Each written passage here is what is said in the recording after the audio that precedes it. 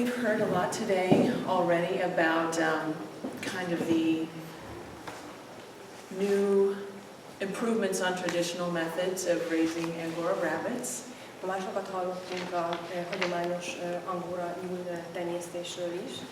So I'm going to focus more on my specialty and expertise as a hobby breeder of Angora rabbits. Tehát én inkább az én hobbi tenyésztői tapasztalataimra fogok most majd koncentrálni az angora nyulakkal kapcsolatosan. In my friendships and connections around the world via the internet, az interneten keresztüli kapcsolataim és a barátaimon keresztül. Angora rabbits have really become a specialized boutique fiber and pet animal. Tudomásomra jutott, hogy az angora nyúl gyapja, ez nagyon különleges, inkább ilyen drágább butikokba szánt termék. So I really see that as part of our main focus and market is to these type customers. És én úgy látom, hogy az ilyen típusú ügyfelek kellene, hogy a fókuszban álljanak. These are customers that are mainly women our age. Ezek inkább olyan vásárlók, akik tulajdonképpen a mi korunkban lévő hölgyek. Primarily in America, Europe or Australia. Főleg az Egyesült Államokban, Európában vagy Ausztráliában. Some Japan, Korea. Vagy néhány Japánban és Koreában. Most of the marketing I do is via the internet. A legtöbb marketing, amit én csinálok, az interneten keresztül történik. These buyers primarily buy the fiber for their own spinning use and hobby. Ezek a vásárlók legtöbb részben a saját hobbiukra, a saját felhasználásukra vásárolják a szőrt, illetve a fonalat. Some people also keep them as pets in their apartments and produce their own fiber. Vannak olyanok is, akik a saját lakásukban tartják ezeket az állatokat, mint kedvenceket, és a saját fonalukat ők gyártják, ők állítják elő. But most spinners don't care to do that, and they would like to buy the fiber.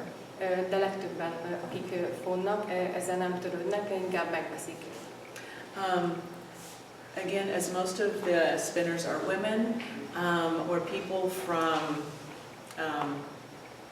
countries that maybe don't produce fiber so much. És még egyszer, mivel azok, akik ezt vásárolják, ezt a fonalat legtöbb esetben hölgyek, vagy olyan országban élnek, ahol nincs ilyen típusú fonaltermelés. These buyers are very interested in how the fiber is produced, how the animals are treated. És őket nagyon érdekli az, hogy hogyan készül a fonál, illetve hogyan bánnak az állatokkal.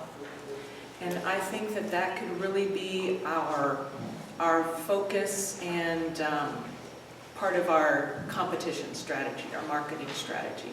És azt gondolom, hogy ez kellene, hogy a középpontban álljon, illetve a marketing stratégiának ez lenne a középpontja. As Dr. Bodnar described earlier, a lot of the production now is in China. Ahogy Dr. Bodnar úr is már említette, a legtöbb termelés Kínában folyik. And they've kind of they produce fiber in a way that isn't really kind to the animals, and there's been a lot of bad press about that lately. És úgy állítják elő a terméket, hogy nem bánnak megfelelően, illetve jól az állatokkal, és recently. Ez a legutóbbi időben is tapasztalható. So some spinners are even starting to go away from Angóra because of that. És ennek az a következménye, hogy néhány akik a fonással foglalkoznak, el is hagyják ezt az angóra nyulat magát. az angóra terméket. So one thing we need to show as a niche market is that the animals are cared for and the wool is harvested in a sustainable but a kind manner. És nekünk azt kell megmutatnunk, hogy egy fenntartható és úgynevezett kedves módon is elő lehet állítani a fonalat, és hogy meg az állatokat, tehát úgy kell a gyapjút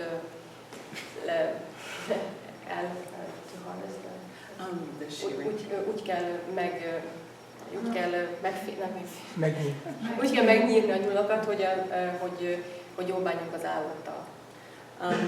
There is still plenty of money to be made producing fiber for large companies who will then sell to the spinners. Producing for maybe a large company who will then sell to these people. Még mindig van a piacnak olyan része, ahol nagy vállalatok vannak, akik nagy mennyiségben adják tovább a gyapjút.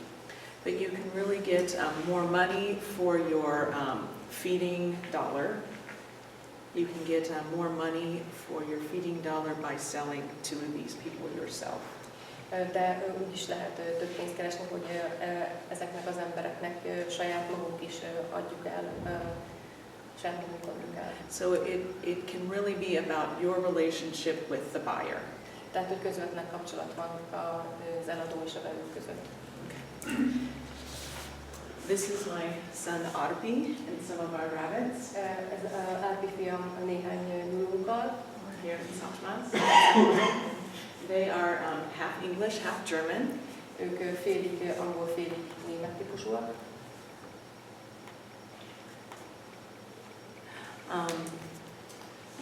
One thing that I really enjoy about Hungary is the history of kezimunka handcraft things.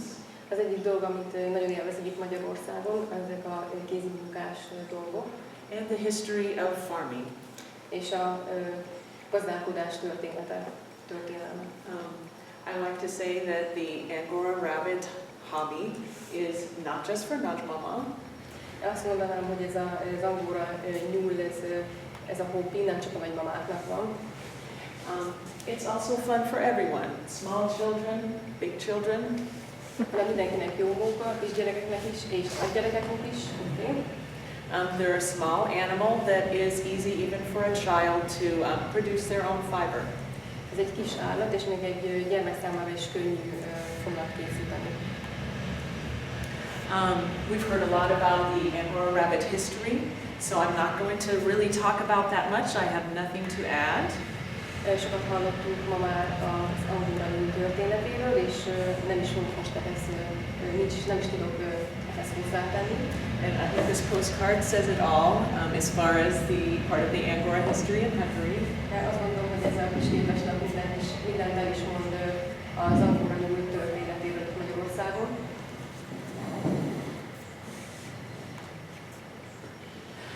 I'll talk a little bit about the kinds of Angóra rabbits. Beszélek most egy kicsit az angóra nyulak típusairól.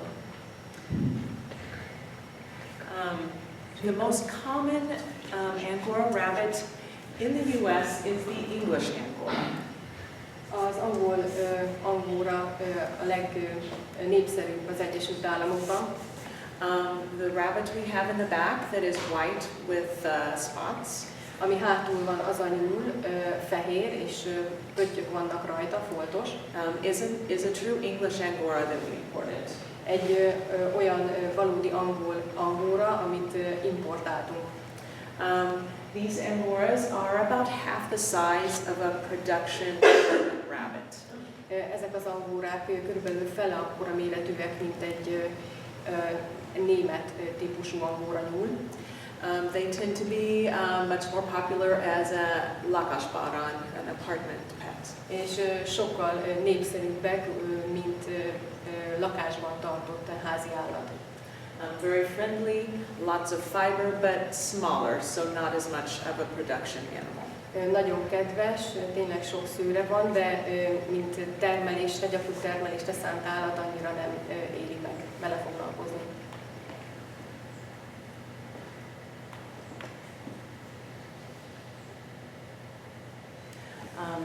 This is the French Angóra.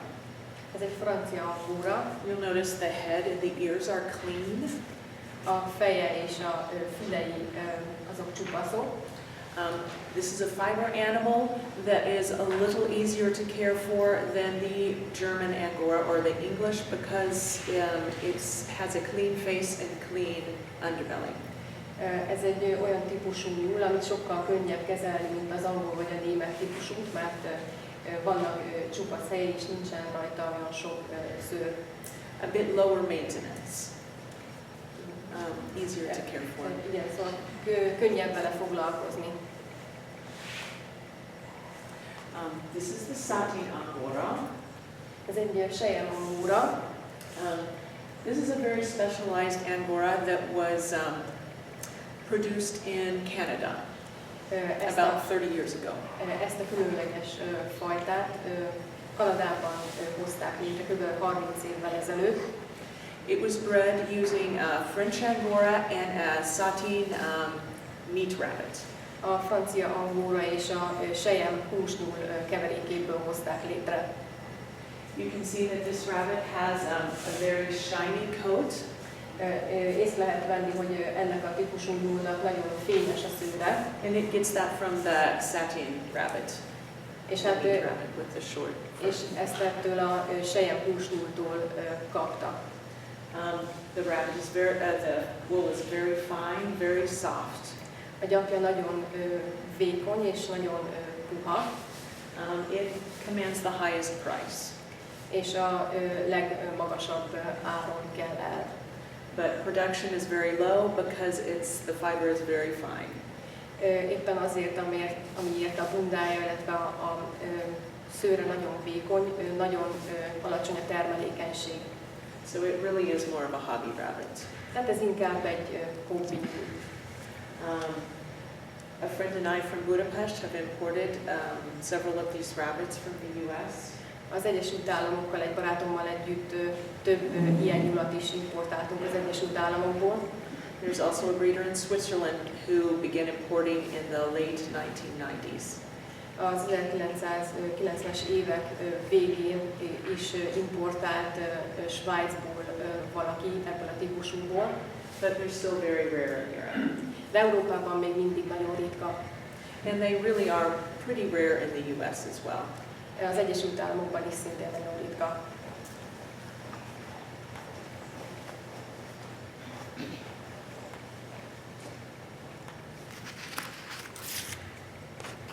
I would like to talk a little bit about two different sorts of German Angora rabbits that we have here. Szeretnék most egy kicsit beszélni két típusú német angora nyúlról, ami most itt is van. In discussions with friends around the world, A világban élő barátaimmal, ahogy beszélgetek, we call this rabbit the old Hungarian Wooler type. ezt a típust hívjuk mi a régi magyar gyapjú típusú nyúlnak. This is actually a rabbit from Szlovákia, Czechország. That's where his lines are from. Ez a nyúl Csehországból származik, tehát onnan származnak az ősei, felmenői. The German Hungarian Wooler type rabbits were bred to have wool everywhere. Ez a német-magyar típus úgy lett kitenyésztve, hogy mindenütt legyen gyapja. They even grow wool on their eyelids. És még a szemöldökén is van szőr. Maximum wool production. Tehát ez a maximális gyapjú termelés. And you'll see one of the black rabbit in the back. This is her grandfather. És van hátul az a fekete kis nyúl, akinek ő a nagyapja. This is Dr. Bubó. Dr. Bubó neve. This is the German Angora that we see today. És ez az a német angóra, amit ma látunk. This was a rabbit that my friend and I imported from Germany. Ezt az állatot Németországból importáltuk egy barátommal. This rabbit is a little bit larger than the older type. Ez a nyúl egy kicsi nagyobb, mint a régebbi típus. but you can see that the head is cleaner for easier care. De lehet látni, hogy a feje egy kicsit tisztább, hogy könnyebben lehessen vele foglalkozni. You can learn a lot about a rabbit from its monkey. Nagyon sokat elárul a nyúlnak a kakia, And we've talked about that earlier. és erről korábban is beszéltünk. The two main killers of these rabbits are heat stress and wool lock. A hőség okozta stressz, és az összecsomósodott szőr az, ami ezeknek a nyulaknak a gyilkosa. Again, we need to make sure the rabbit stays cool. De biztosítanunk kell azt, hogy hűvös helyen legyen a nyúl. Frozen bottles of water. Például használhatunk fagyasztott vizes palackokat, A fan, vagy ventilátort, all kinds of things like that are very important. és minden ilyesmi dolgot, és ez nagyon fontos. Also, if you see your rabbit very stressed by the heat, take off the bunda. És amikor látjuk, hogy nagyon nagy stresszben van egy nyúl a hőség miatt, akkor nyugodtan le lehet venni a bundáját, meg lehet szabadítani a szőrétől. It's better to have a shorter coat during the summer than to lose your rabbit. Jobb, hogyha egy kicsit rövidebb a bundája a nyár során, mint hogyha elveszítjük a nyulat. We've talked about how important fiber is to keep the digestion going. Arról is beszéltünk, hogy milyen fontosak a rostok ahhoz, hogy megfelelően működjön az emésztőrendszere. I just wanted to show a little bit of what you can look for if your rabbit is getting full of fiber. There's the necklace type. Hogyha túl sok rost van jelen, akkor ezt a nyaklánc-szerű székletet produkálja a nyúl. We'll talk a little bit about what we want to do with our rabbits. Do we want an older rabbit or a younger rabbit? Beszéljünk egy kicsit arról is, hogy mit szeretnénk tenni a nyulunkkal, hogy egy fiatalabb vagy egy idősebb nyulat szeretnénk. Rabbits also go through a teenager phase, just like people. Ugyanúgy az emberek, a nyulak is átmennek egy ilyen tínédzser kori szakaszon.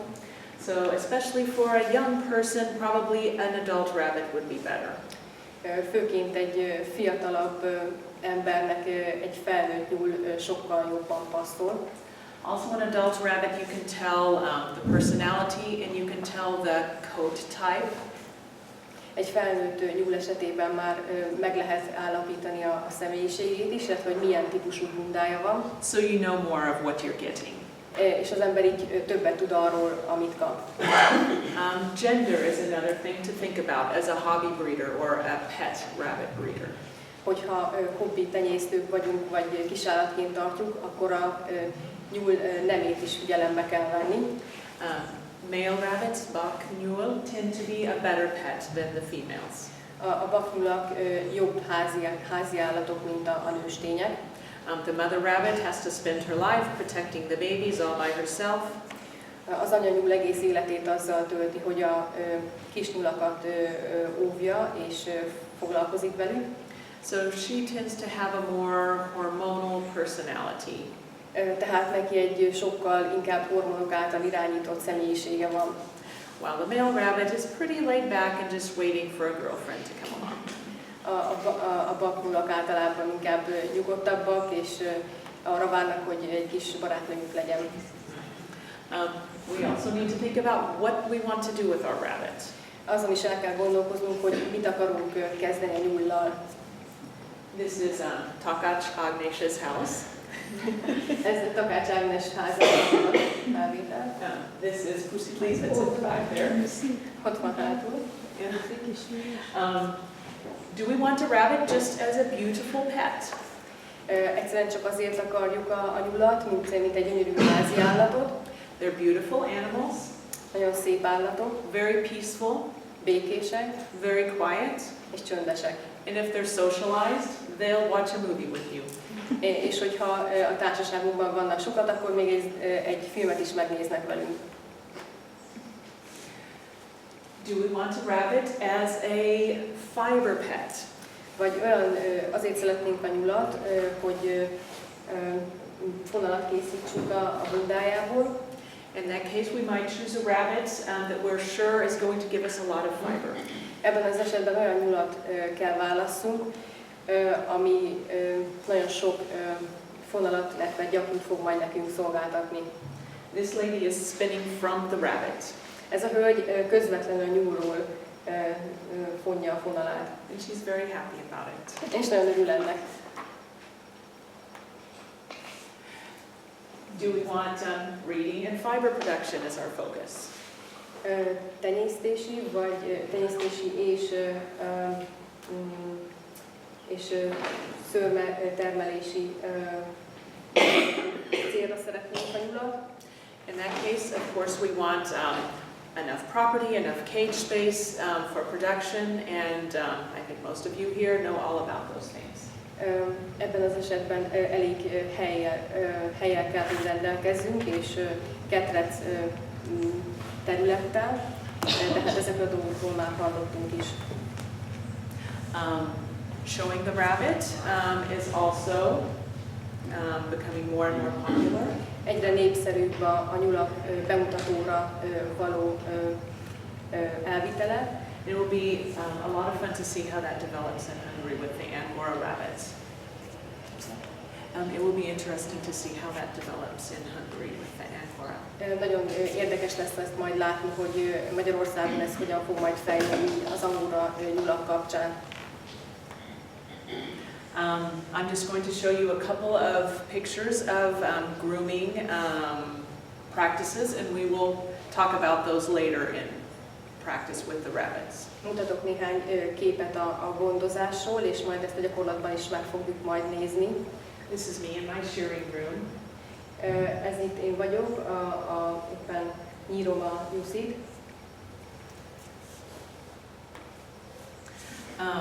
The German and English Angóras tend to need to be sheared.